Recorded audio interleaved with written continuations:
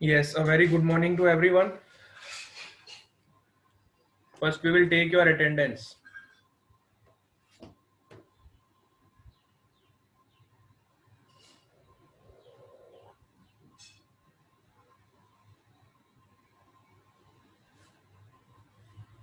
Patel Om, Tanushri Joshi, Aditya Singh, Chaudhary Deep,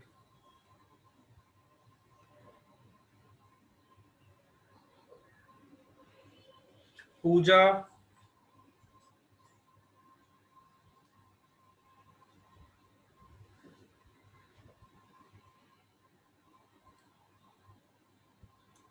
Dhruv,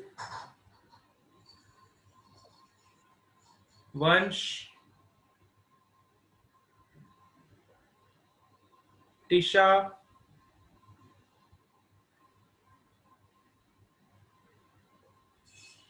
Priyanka,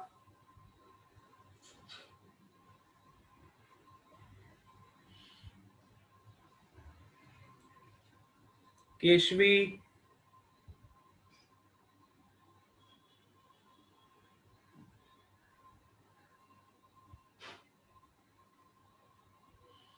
Mayur,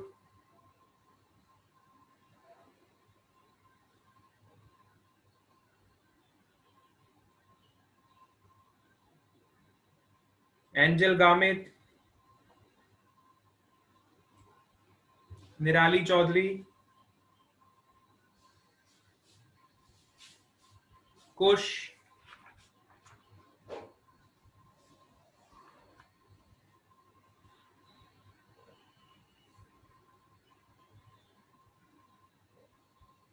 Sahil Sheikh,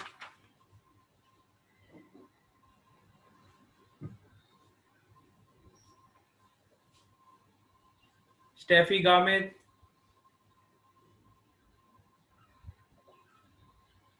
Bhavna Sharma,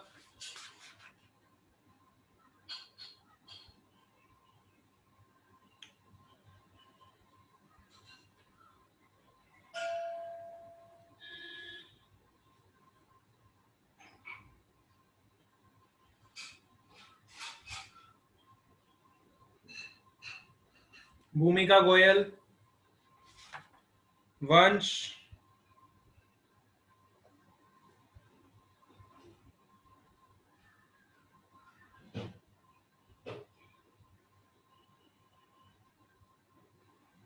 ठीक है, चलो।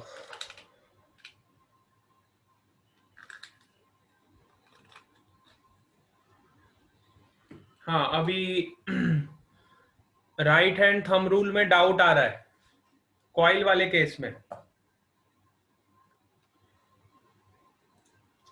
Coil वाले case में doubt आ रहा है ना, तो आप एक काम करो, उसका 3D व्यू बनाओ, उसको 3D प्लेन पे बनाओ।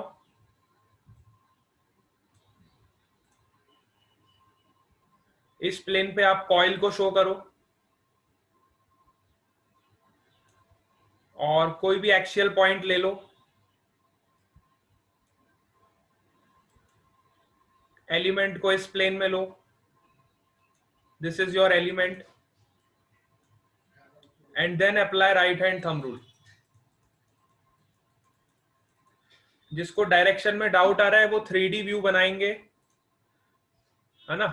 कृपल गामित, खुशबू एंड दर्शनिका गामित, अच्छा, these are also present. Kripal Gamit, Khushboo, Darshanika.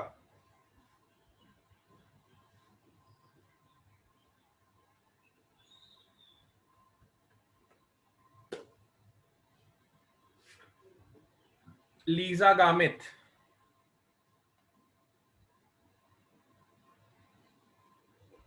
Lisa Gamit is also present. Okay. Abhishek SVV.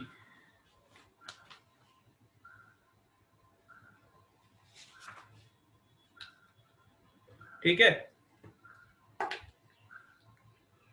जिनको राइट हैंड थंब रूल में डाउट आ रहा है कॉइल वाले केस में, कुछ को बता रहा हूं, सब लोग देख लो। तो इसको 3D में आप प्लॉट कर लो, 3 एक्सेस बना लो। अब एक्सियल पॉइंट कंसिडर करो और इस एलिमेंट की डायरेक्शन में, है ना, ये कॉइल आपकी ऐसी है। पहले हम ऐसी वाली कॉइल लेते थे, वो इस प्लेन में होती थी, ठीक है, जब आपका करंट फ्लो करता था। लेकिन अब आपका प्लेन चेंज हो गया है। दिस वाज योर, ये वाला प्लेन होता था, एक्स वाई प्लेन आपका होता था। अभी तक हम इस प्लेन में कॉइल लेते थे। अब हमने कौन से प्लेन में कॉइल लिया? हमने वाईजेड प्लेन में कॉइल लिए। We have considered the coil in Y Z plane. So यहाँ पे प्लेन चेंज हो गया है। आप देखो, आप इसको और इसको सेम नहीं कंसिडर कर सकते। This was your coil in X Y plane and this was your coil in YZ plane. Now you consider any axial point. समझ आ रहा है? अब आप राइट हैंड रूल लगा के देख लो। केशवी राणा 24 बार न्यूमेरिकल नहीं हो रहा। अच्छा, 24 और 25 वाला जो आपका होमवर्क का न्यूमेरिकल था वो एम्पियर्स लॉ पे था। आज हम एम्पियर्स लॉ को डिस्कस करेंगे। एम्पियर्स लॉ को डिस्कस करेंगे, उसके बाद आपसे वो क्वेश्चन हो जाएगा, ठीक है। चलो एक बार मैं बताऊं,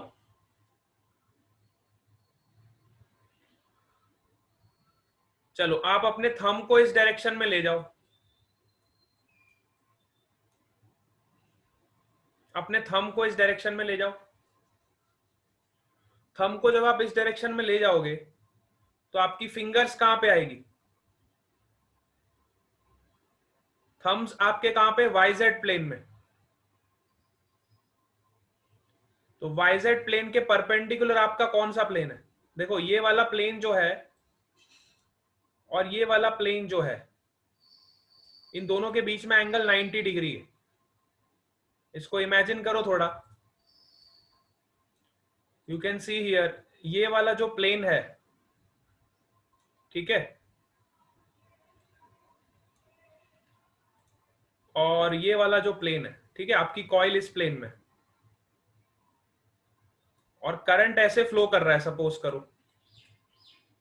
तो अगर मैं इस पॉइंट की बात करूं तो इस पॉइंट पे करंट आपका इस डायरेक्शन में जाएगा। This is your current element. तो करंट का जो एलिमेंट है वो वाईजेड प्लेन में आपका है, और आपका एक्सियल पॉइंट है एक्स वाई प्लेन में। आपका जो एक्सियल पॉइंट है कौन से प्लेन में? एक्स वाई प्लेन में।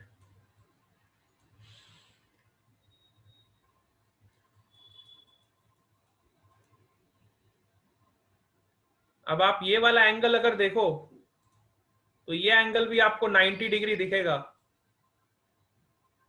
इसको आप यहां से देखो, ऊपर से, टॉप से देखोगे तो आपको पता चलेगा। इसका टॉप व्यू आप देखो, view from the top side. Now you apply the right hand thumb rule at this point. समझ आ रहा है? हाँ, तो आपकी फिंगर्स की डायरेक्शन जो होगी वो इस प्लेन में आएगी।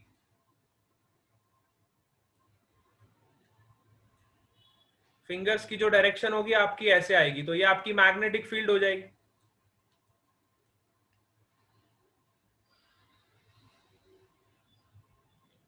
करंट एलिमेंट आपका वाईजेड प्लेन में है और मैग्नेटिक फील्ड आपकी एक्स वाई प्लेन में आएगी। थोड़ा इमेजिनेशन आपको करना पड़ेगा। थोड़ा सा इमेजिनेशन करोगे आपको आ जाएगा। ये थोड़ा टिपिकल वाला प्रॉब्लम है, थोड़ा सा इमेजिन करोगे तो आपको आ जाएगा, ठीक है। चलो अब हम चलते हैं, आज हम नया लॉ पढ़ेंगे, that is your Ampere's law. So Ampere's law की अब हम बात करेंगे आज।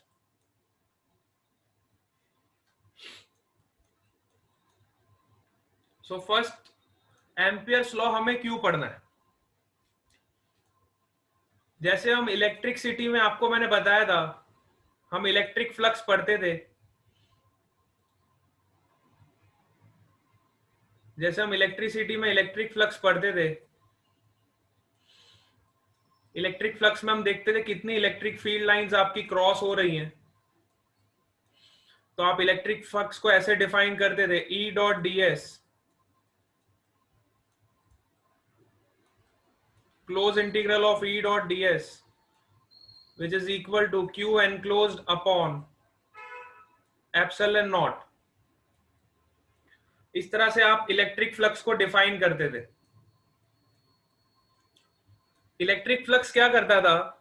इलेक्ट्रिक फ्लक्स आपका इंटीग्रेशन को सिंपल कर देता था। मैंने आपको पहले भी बताया था जब हमने इलेक्ट्रोस्टैटिक्स पढ़ा था कि इलेक्ट्रिक फ्लक्स क्या करता था, जितने भी इंटीग्रेशन वाले पार्ट है उसको रिड्यूस कर देता था। सपोज करो अगर हमें इलेक्ट्रिक फील्ड निकालनी है, तो इलेक्ट्रिक फील्ड निकालने के लिए हमारे पास दो मेथड्स होते हैं, one is by integration method and another is by Gauss law, another is by this Gauss law. ठीक है, पहला आपका मेथड होता था इंटीग्रेशन मेथड और दूसरा मेथड होता था आपका गॉस लॉ। तो वैसे ही मैग्नेटिक फील्ड निकालने के लिए या फिर मैग्नेटिक इंडक्शन निकालने के लिए हमारे पास दो मेथड है। पहला तो आपका इंटीग्रेशन मेथड, जैसे हमने इनफाइनाइट वायर ली थी, आप याद करो, तो इनफाइनाइट वायर की वजह से हमने मैग्नेटिक फील्ड निकाली थी, B इज इक्वल टू, कितनी मैग्नेटिक फील्ड आई थी बताओ? B is equal to mu naught I upon 2πr। ये जो हमने मैग्नेटिक फील्ड निकाली थी ड्यू टू इनफाइनाइट वायर, ये वाली जो मैग्नेटिक फील्ड हमने निकाली थी, कैसे निकाली थी? बायोट सेवर्ट लॉ लगा के। और बायोट सेवर्ट लॉ में क्या आया था? इंटीग्रेशन। हमने इसको इंटीग्रेट किया था माइनस इंफिनिटी से लेके प्लस इंफिनिटी तक। इस तरह से हमने मैग्नेटिक फील्ड निकाली थी। अब इंटीग्रेशन के अलावा एक और मेथड है आपके पास जिसको हम बोलते हैं Ampere's law.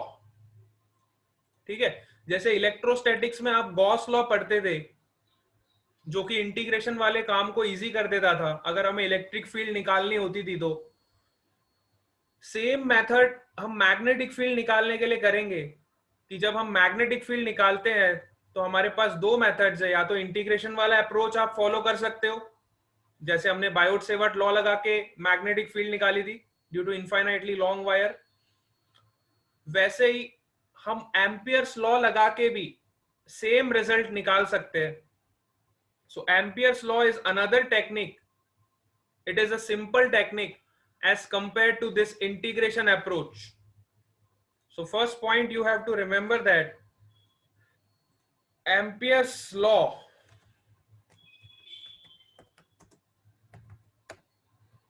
reduces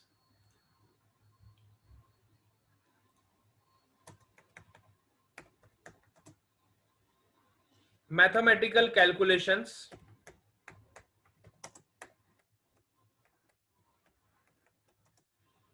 and is the easier way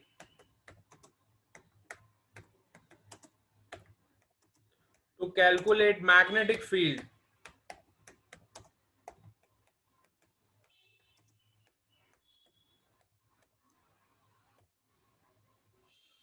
ठीक है। चलो, अगर आपको इतनी बात समझ आ गई तो अब हम एम्पियर्स लॉ को डिफाइन करेंगे। सो एम्पियर्स लॉ का सबसे पहले स्टेटमेंट देखो। एम्पियर्स लॉ क्या है? सपोज हमारे पास मैग्नेटिक फील्ड की डायरेक्शन दी हुई है, ऐसी कोई कॉइल है और सपोज करो ये मैग्नेटिक फील्ड की डायरेक्शन आपको दी हुई है। ठीक है, ये करंट नहीं है, ये मैग्नेटिक फील्ड है। मैग्नेटिक फील्ड इस तरह से लूप में फ्लो कर रही। ठीक है, suppose this is the direction of magnetic field and current is passing from this. Let's say I1 current is passing from here, I2 current is passing from here,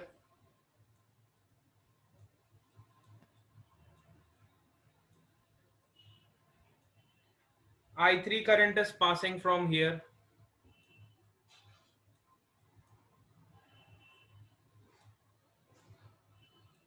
I4 current is passing from here,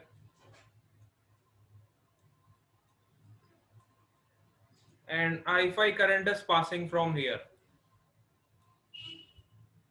ठीक है, तो Ampere's law क्या बोलता है? देखो, Ampere's law says that net integral of B dot dl, close integral of B dot dl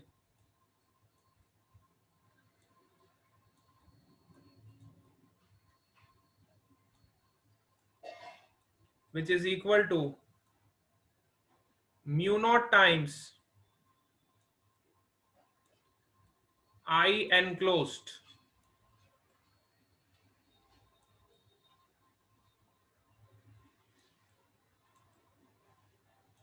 mu naught times I enclosed.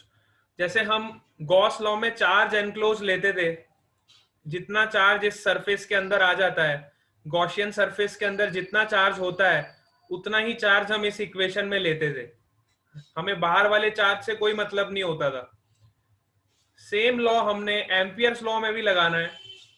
तो आई वाली जो करंट लेंगे हम, यहाँ पे वो वाली करंट लेंगे जो इस मैग्नेटिक फील्ड को एनक्लोज करेगी। सो मैग्नेटिक फील्ड के अंदर से कौन कौन सी करंट पास हो रही है, आप लोग ध्यान से देखो। I1 current, I2 current and I3 current, these three current elements are passing through this magnetic field. I4 and I5 is not passing through this magnetic field, so हमें I4 और I5 से कोई कंसर्न नहीं है। Ampere's law ये बोलता है कि net integral of B dot dl, आपकी मैग्नेटिक फील्ड की डायरेक्शन भी इधर है और आपका एलिमेंट भी का भी डायरेक्शन भी इधर है, both are in the same direction. Magnetic field is also in this direction and element vector is also in this direction. So integral of B dot dl, which is equal to mu naught times I enclosed. So अब enclosed current कितनी होगी? देखो, enclosed current will be, अगर मैं ये वाले loop की बात करूं, so your enclosed current will be, you have to consider the direction also. Suppose I1 current आपकी outgoing है, I2 करंट भी आपकी आउटगोइंग है और I3 करंट आपकी इनकमिंग है, अंदर की तरफ आ रही है ना। सो आपको डायरेक्शन भी कंसिडर करना पड़ेगा। So you will write like this, mu naught times I1 plus I2 minus I3। This is your close integral of B dot dl।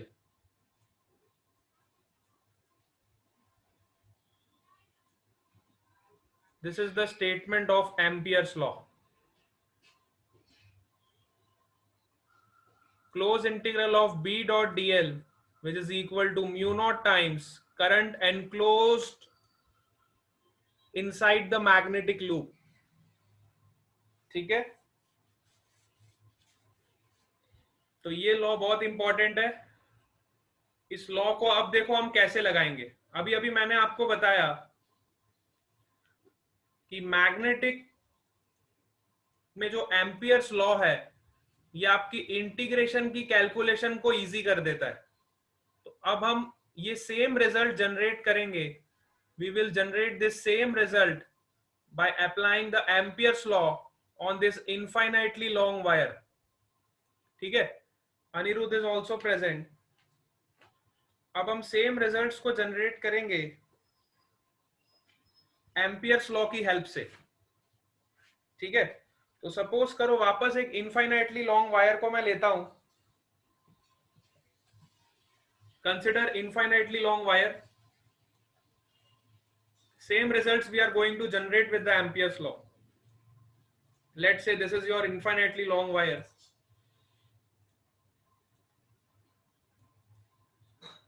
अब हम बायोट सेवर्ट लॉ नहीं लगाएंगे, अब हम कौन सा लॉ लगाएंगे? एम्पियर्स लॉ लगाएंगे और मैग्नेटिक फील्ड कैलकुलेट करेंगे। बायोट सेवर्ट लॉ तो हमें लगाना आ गया, अब हम एम्पियर्स लॉ से इसको कैलकुलेट करेंगे। Suppose current is flowing in this direction, so you have to consider one surface तो अब राइट हैंड रूल आप लगाओगे तो देखो मैग्नेटिक फील्ड की डायरेक्शन कहां पे आएगी, इस तरह से आपको मैग्नेटिक फील्ड की डायरेक्शन मिलेगी। By applying right hand thumb rule your curling fingers will show the direction of magnetic field. तो हमें हर पॉइंट पे मैग्नेटिक फील्ड पता चल जाएगी। सपोज कर मुझे इस पॉइंट पे मैग्नेटिक फील्ड निकालनी है, तो इसके एक टेंजेंट लाइन ड्रॉ कर दो। This is the magnetic field at this point P। अगर मुझे इस पॉइंट पे मैग्नेटिक फील्ड निकालनी है तो आप इस पॉइंट पे टेंजेंट लाइन को ड्रॉ कर दोगे। ठीक है, in this way you can calculate magnetic field at any point. So ये हमने लूप बना दिया by right hand thumb rule. जैसे ही हमने राइट हैंड थंब रूल लगाया तो हमने देखा कि मैग्नेटिक फील्ड इस तरह से सर्कुलर कॉइल की तरह बन जाएगी। देखो मैग्नेटिक फील्ड की डायरेक्शन ऐसे हमें मिलेगी by right hand thumb rule. तो अब हम इस पे लगाएंगे एम्पियर्स लॉ। तो एम्पियर्स लॉ क्या बोलता है, close integral of B dot dl which is equal to mu naught times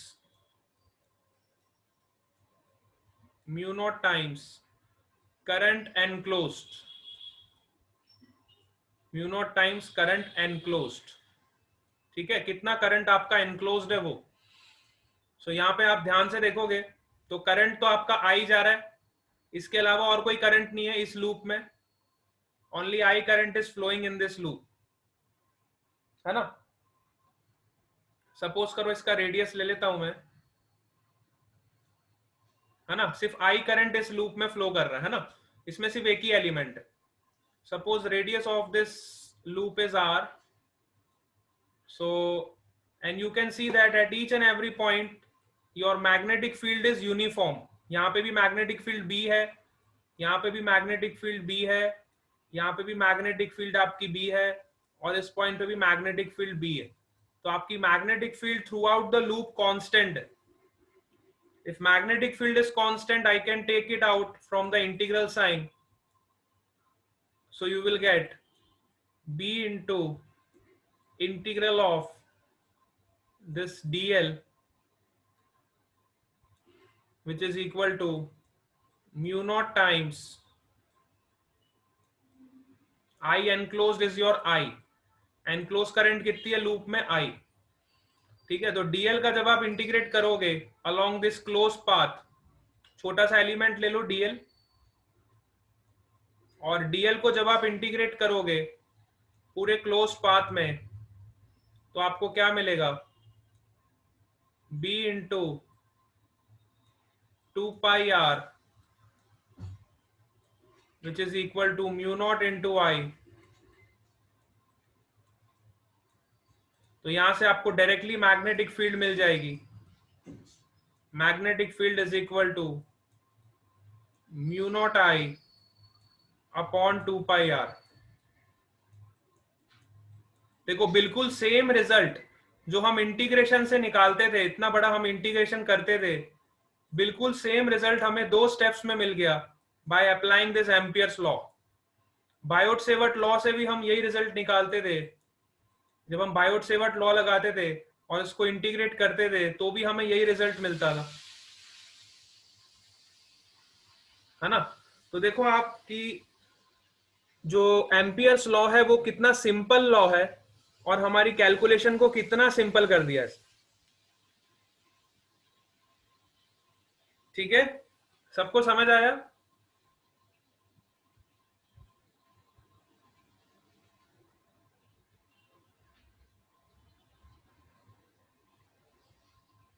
very good. सो इस तरह से आप एम्पियर्स लॉ के प्रॉब्लम्स को सॉल्व करोगे। तो यहाँ पे आपका एम्पियर्स लॉ खत्म हो गया। इस तरह से आप एम्पियर्स लॉ को लगाओगे। It is a very simple law.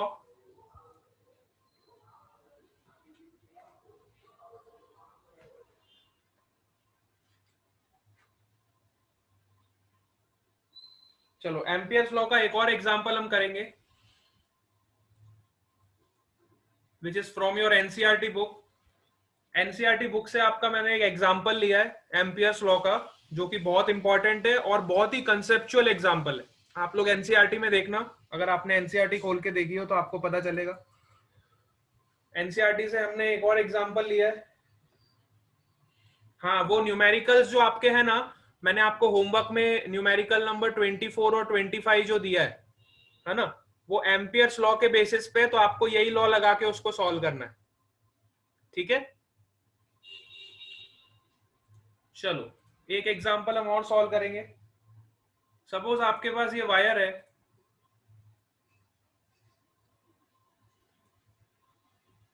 और इस वायर में करंट फ्लो कर रहा है पूरे वायर में।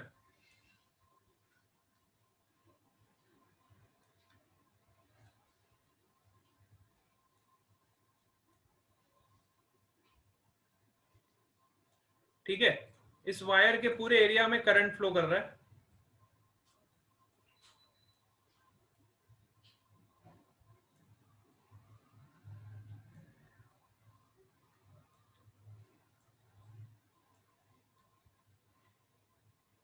ठीक है, और इस वायर का रेडियस आपको गिवन है आर।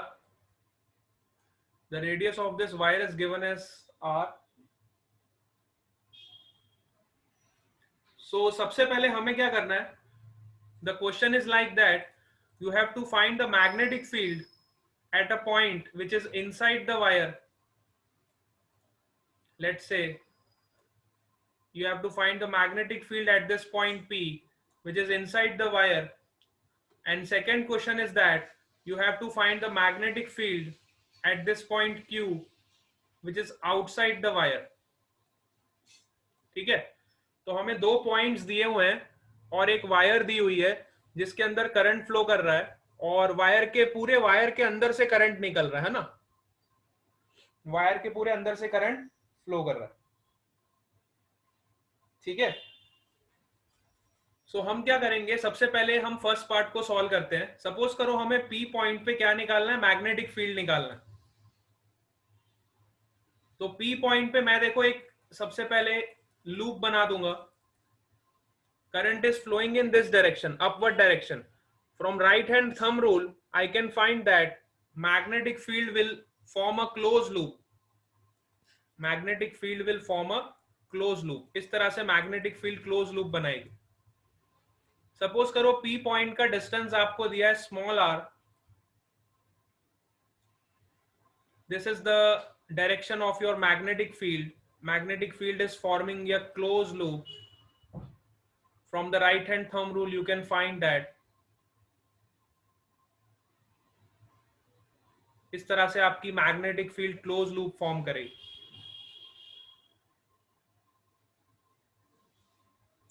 ठीक है, अब हमें क्या निकालना है, पी पॉइंट पे मैग्नेटिक फील्ड निकालनी है। तो ये क्लोज लूप पे हम क्या लगाएंगे, सपोज इस क्लोज लूप का नाम दे देते हैं M. Apply Ampere's law for this close loop M. इस क्लोज लूप का नाम दे दिया हमने M, which is B dot D L is equal to mu naught times current enclosed।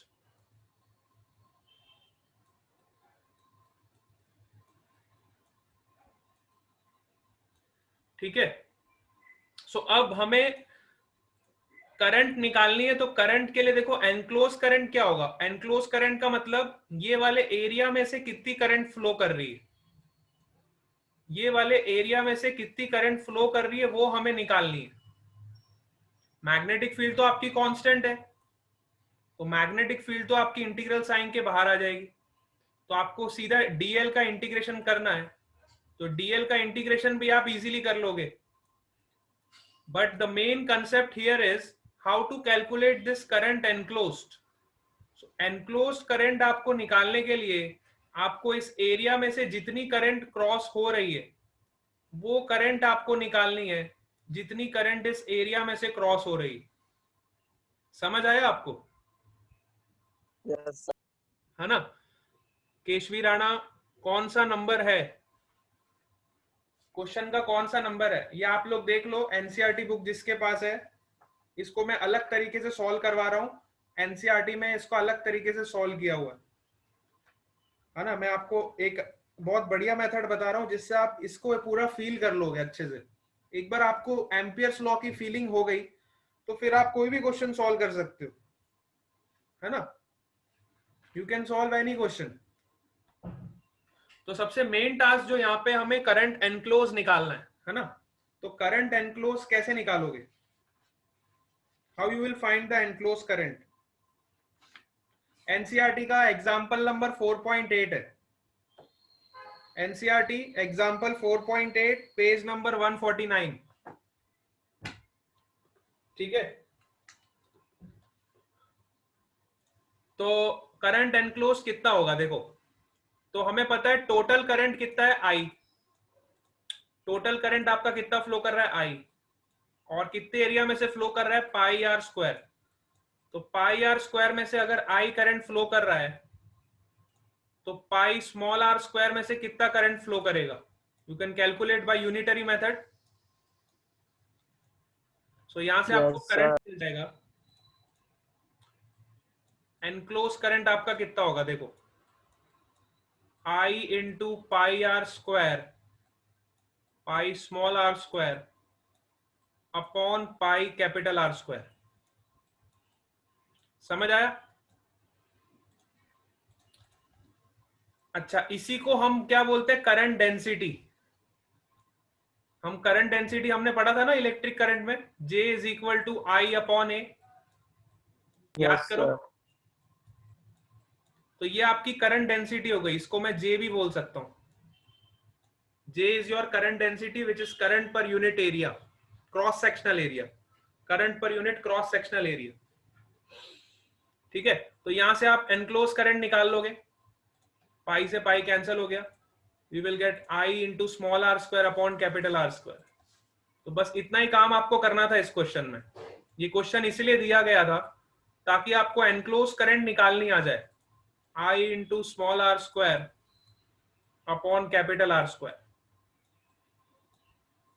ठीक है, अब डीएल को इंटीग्रेट करोगे तो you will get 2 pi r. So final result आपको क्या मिलेगा देखो, b into 2 pi r which is equal to, सबको समझ आ रहा है ना बेटा, mu naught into I r square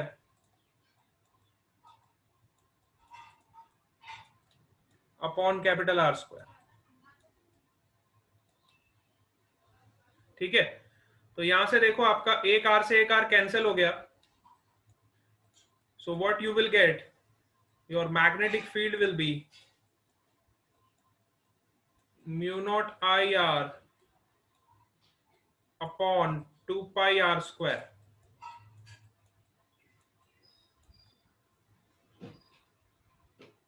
ठीक है,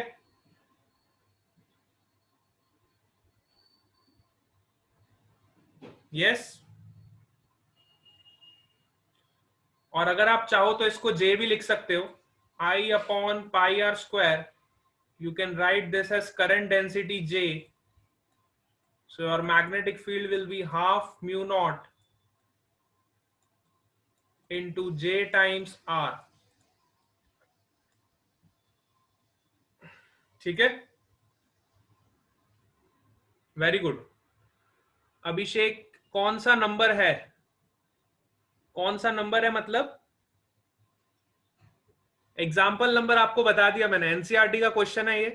this is the question from NCERT example 4.8 page number 149।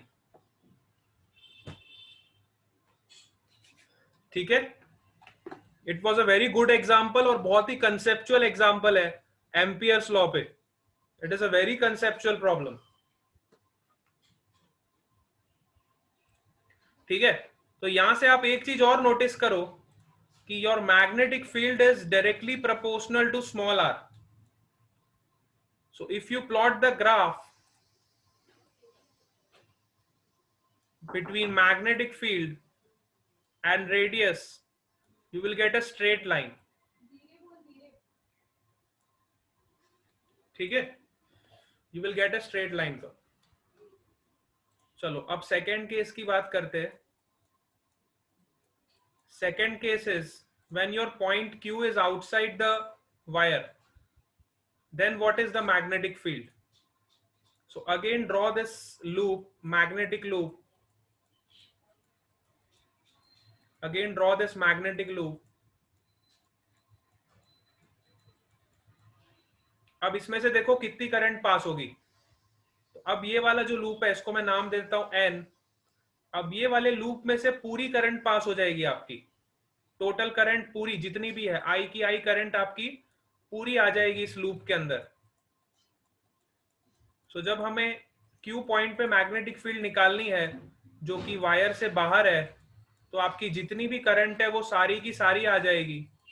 और जब सारी की सारी करंट आ जाएगी तो ये हमारा बिल्कुल वैसा ही केस हो जाएगा जैसे किसी वायर में करंट फ्लो हो रहा है और हमें आउटसाइड पॉइंट पे मैग्नेटिक फील्ड निकालनी है। तो बताओ ये वाले केस और ये वाले केस में कोई फर्क है क्या? Both are the same cases. और ये वाला पार्ट तो हम ऑलरेडी कैलकुलेट कर चुके हैं। जब किसी वायर के बाहर कोई पॉइंट होता था तो याद करो मैग्नेटिक फील्ड कितनी आती थी, mu naught I upon 2πr। ये वाला केस तो हम ऑलरेडी कैलकुलेट कर चुके हैं, है ना। फिर भी मैं आपको एम्पियर्स लॉ से बताऊंगा एम्पियर्स लॉ से कैसे कैलकुलेट करोगे। अब इसका रेडियस आप ले लो, ठीक है। अब आपका रेडियस r जो है आउटसाइड द वायर लाई कर रहा है। पहले आपका radius r inside the wire lie कर रहा था, अब आपका radius outside the wire lie कर रहा है। Very good. So when you apply the Ampere's law you will see that your magnetic field will be b into 2πr। सारी की सारी आपकी जो करंट एनक्लोज होगी वो टोटल करंट के बराबर होगी। सो आपकी मैग्नेटिक फील्ड कितनी आ जाएगी, mu naught I upon 2πr। This is your magnetic field eight point Q। So inside the wire आपकी मैग्नेटिक फील्ड स्ट्रेट लाइन आएगी, और जैसे ही आप आउटसाइड जाओगे तो देखो आपकी जो मैग्नेटिक फील्ड है which is inversely proportional to r। और जब इनवर्सली प्रोपोर्शनल होगी तो आपका कर्व इस तरह से आएगा, it will be a hyperbolic curve. So exams में कई बार ये क्वेश्चन आ जाता है।